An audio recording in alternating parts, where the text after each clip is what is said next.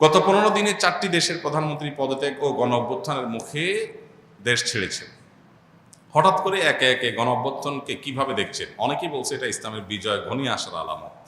প্রথম কথা হলো যে ভাই, পরপর অনেকগুলো ঘটনা ঘটে যাওয়া এটা কাকতালীয় কোনো বিষয় হতে পারে এবং এর পিছনে আরো অনেক ব্যাখ্যা থাকতে পারে। ইসলামের বিজয় সুনিশ্চিত, সেটা এই ঘটনাগুলো ঘটলেও নিশ্চিত, এগুলো না ঘটলেও নিশ্চিত।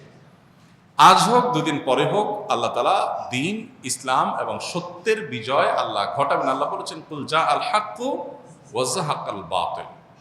আল্লাহ বলেছেন ওয়া আনতুমুল আলাউনা ইন কুনতুম মুমিনিন।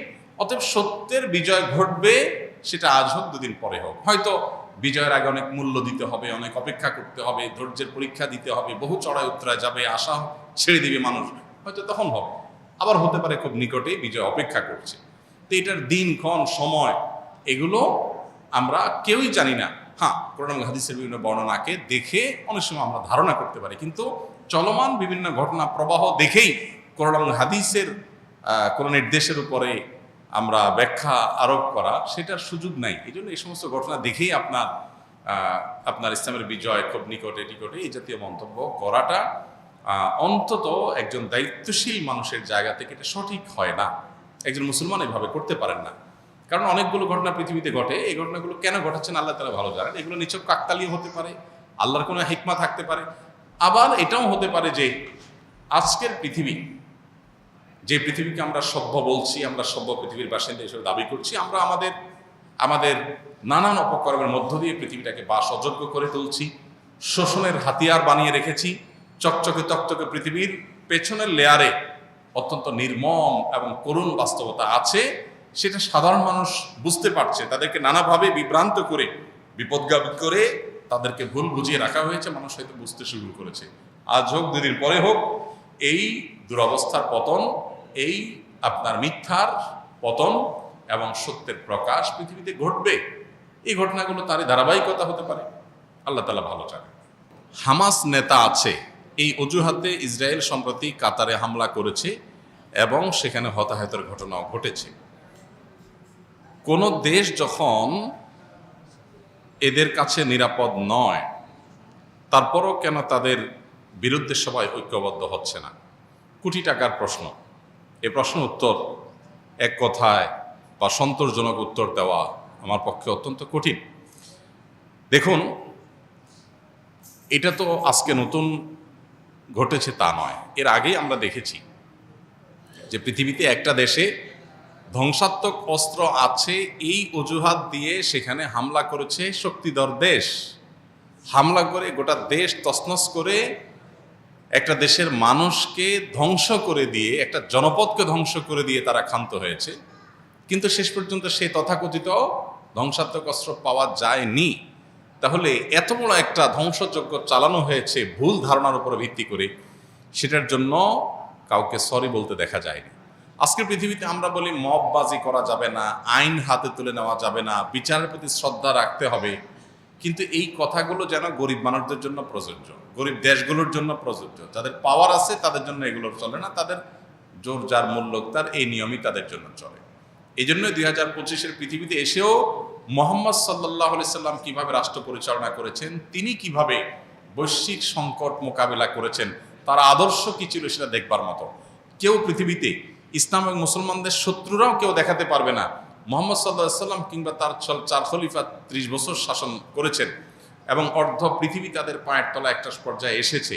এই সময়কালীন সময়ের মধ্যে অমুসলিম বা ভিন্ন মতের মানুষ তাদের উপরে চড়াও হয়েছেন কোনো কারণ ছাড়া এবং ধ্বংসযজ্ঞ চালিয়েছেন মিথ্যা অজুহাতের ভিত্তিতে, জোর আছে সেজন্য ধ্বংসত্বক চালিয়ে দিয়েছেন। এরকম কোনো ঘটনা কেউ দেখাতে পারবে না।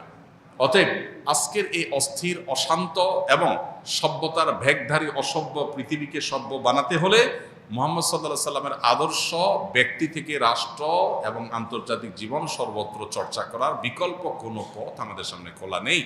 আমরা ট্রাই করতে পারি বিভিন্ন আইডিওলজি, কিন্তু আমরা ব্যর্থ হব নিশ্চিত, যাবত না আমরা মুহাম্মদ সাল্লাল্লাহু আলাইহি সাল্লামের সিরাত এবং তার সুন্নতের দিকে প্রত্যাবর্তন ফিরে না আসবো।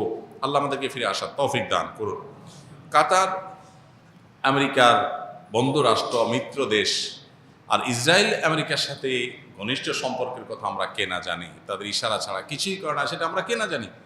সেই কাতার যখন নিরাপদ নয় সেখানে হামলা করেছে একটা দেশে। আমার শত্রু আছে এই অজুহাতে আমি যদি হামলা করতে পারি, তাহলে আপনার বাড়িতে আমার হামলা করা বৈধ হয়, আমার বাড়িতে আপনি হামলা করা বৈধ হয়। আমার সন্দেহ হচ্ছে আপনার ঘরে আমার শত্রু লুকাইতে হয়েছে, আপনার ঘর আমি আগুন জ্বালাই দেব। আমার ঘরে শত্রু আছে আপনি এই ধারণা করে আপনি আমার ঘরে হামলা করবেন, এটা কোনো সভ্য সমাজে গ্রহণযোগ্য হতে পারে? আমার যদি ধারণা হয় যে আমার শত্রু আপনার এখানে আছে, তাহলে বিচার আছে, আইন আছে, আমি 10 জনের কাছে দাবি করব, প্রমাণ করব। কিন্তু না, আমি আমার জোর থাকলে আমি যে কোনো জায়গায় হামলা করতে পারি। এই যদি হয়, তাহলে এই পৃথিবী নিজেকে সভ্য দাবি করে কোন মুখে?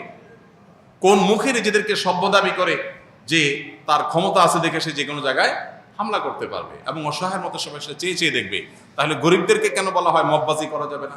গরিবদেরকে কেন বলা হয় আইন নিজের হাতে, বিচার নিজের হাতে তুলে নেওয়া যাবে না? ইসলাম সেই দিন, যেই দিন দুর্বলকে যেটা বলে সবলকেও সেটা বলে।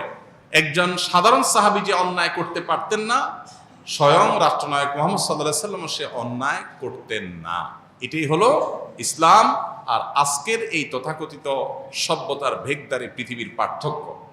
অতএব এই ঘটনাগুলো আমাদের বিবেককে যেন খুলে দেয় যে আমরা যতই চকচকে তকতকে পৃথিবী দেখি না কেন, এই পৃথিবী যে পৃথিবী মুহাম্মদ সাল্লাল্লাহু আলাইহি ওয়াসাল্লামের দর্শন বা তার আদর্শের অনুসরণ করছে না, এটা কখনো মানুষের সত্যিকারের মানবাধিকার, মানুষের সত্যিকারের পাওনা প্রাপ্য অধিকার, এটা কখনো পরিপূর্ণভাবে দিতে পারে না। দিতে হলে ইসলামই মানুষকে আসতে হবে, ইসলামই হলো একমাত্র অবলম্বন এবং চূড়ান্ত সমাধান। আল্লাহ আমাদেরকে বোঝার তৌফিক দান করুন। আর এত কিছুর পর মুসলিমরা ঐক্যবদ্ধ কেন হচ্ছে না বা অন্যরা ঐক্যবদ্ধ কেন হচ্ছে না, এটা তো কোটি টাকার প্রশ্ন। এই প্রশ্ন উত্তর আমার কাছে নেই। যখন দেখা হচ্ছে যে কোনো দেশে নিরাপদ না, তো আমিও নিরাপদ হতে পারি। শয়তান আমাদের কাছে বুঝায় এবং ওরা আমাদেরকে বুঝায় আক্রান্ত হয়েছে ইরাক, আমরা তো ভালো আছি, এটা তাদের ইস্যু। আক্রান্ত হয়েছে আফগানিস্তান, এটা তাদের ইস্যু। আফগানিস্তান আক্রান্ত হয়েছে অমুক দেশ, এটা তাদের ইস্যু, আমরা তো ভালো আছি। এই চিন্তা যখন করি তখন একে একে আমরা সবাই আক্রান্ত হচ্ছি অথবা হব। কিন্তু মুসলিম ভ্রাতৃত্বের জায়গা থেকে পৃথিবীর কোনো একটা জায়গায় কোনো মুসলমান আক্রান্ত হলে আমরা সেখানে আমাদের সিম্প্যাথি থাকতে হবে। আমাদের যারা যখন রাষ্ট্র পরিচালনার দায়িত্বে থাকে, তারা যখন দিন বিরোধী কাজ করে, ইমানদার হিসেবে আমাদের কর্তব্য হয় তাদেরকে থামিয়ে দেওয়া এবং তাদেরকে সঠিক পথে দিশা দেওয়া। সেটা যদি না করি, আমি তো ভালো আছি চিন্তা করি, তাহলে আজকে আমার নিরাপত্তা থাকলেও কালকে আমারটা থাকবে না। এই শিক্ষা আল্লাহ মুসলিম জাতিকে গ্রহণ করার তৌফিক দান করুন। আমাদের মধ্যে অনৈক্য সৃষ্টি করার জন্য তারা নানাবিধ বিষয় আমাদের মধ্যে ঢুকায় দেয়। মাসআলাগত অনৈক্য, আকীদার অমৌলিক বিষয়, শাখাগত বিষয় নিয়ে অনৈক্য, মতপার্থক্য। এই মতপার্থক্যগুলো আমাদেরকে এমনভাবে আপনার বিরোধের পর্যায়ে নিয়ে যায় যে আমাদের মধ্যকার মুসলিম ভ্রাতৃত্বটাকে আমরা ভুলে যাই এবং এই সুযোগেই তারা আমাদের উপরে রোল প্লে করে। যেই ইন্দোনেশিয়া, হল্যান্ড বা নেদারল্যান্ড এদেশের চাইতে প্রায় 40 গুণ বড়, 40 ভাগের 1 ভাগ, সেই দেশ এত বিশাল বড় দেশকে শাসন করেছে বছরকে বছর, যুগকে যুগ। ঠিক একইভাবে ছোট্ট একটা দেশ, গোটা বিশ্বের তুলনায় ছোট ইংল্যান্ড, তারা গোটা পৃথিবীর প্রায় সব অংশ, অলমোস্ট বেশিরভাগ অংশই তারা শাসন করেছে এবং তাদের শাসনের অধীনে সবাইকে চলতে হয়েছে, শোষিত হয়েছে, সাম্রাজ্যবাদের বিস্তার ঘটিয়েছে। শুধুমাত্র আমরা অনৈক্য এবং আমাদের যে সমস্ত বহুদা বিভক্তি কেন্দ্রিক যে সমস্ত বিষয় আছে সেগুলোর কারণে। অতএব আল্লাহ তাআলা আমাদেরকে ইখতিলাফ বা মতপার্থক্য তো থাকবেই, সেগুলোকে ম্যানেজমেন্ট করার, সেগুলোকে মিনিমাইজ করার যে পদ্ধতি নবী সাল্লাল্লাহু আলাইহি ওয়াসাল্লাম শিখিয়েছেন, আদাবুল ইখতিলাফ, সেটাকে বজায় রেখে মুসলিম ভ্রাতৃত্ব বোধকে আমাদের সমুন্নত রাখার তৌফিক দান করুন। আমরা আন্তর্জাতিক এই পরিমণ্ডল এর চিন্তা না করে বা ওটাকে এক পাশে রেখে আমরা যদি আমাদের দেশীয় পরিমণ্ডলের কথা চিন্তা করি, দেশে আমাদের হুজুরদের মধ্যে বিভিন্ন গ্রুপ মতামত আছে না, মানুষ মাত্রই থাকবে, স্বাভাবিক একাধিক থট থাকবে, তাই বলে আমরা একজনের শত্রু হতে পারি না। কোর বিষয়ে আমরা একে অন্যের কাঁধে কাঁধ মিলিয়ে এক কাতারে দাঁড়িয়ে দিনের স্বার্থকে নিয়ে কাজ করলে দিন শেষে দিন বিজয়ী হবে। আর না হলে আমরা সবাই ক্ষতিগ্রস্ত হবে, আজকে সে কালকে আমি।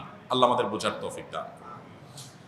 আস-সুন্নাহ ফাউন্ডেশন, উম্মার স্বার্থে সুন্নাহর সাথে।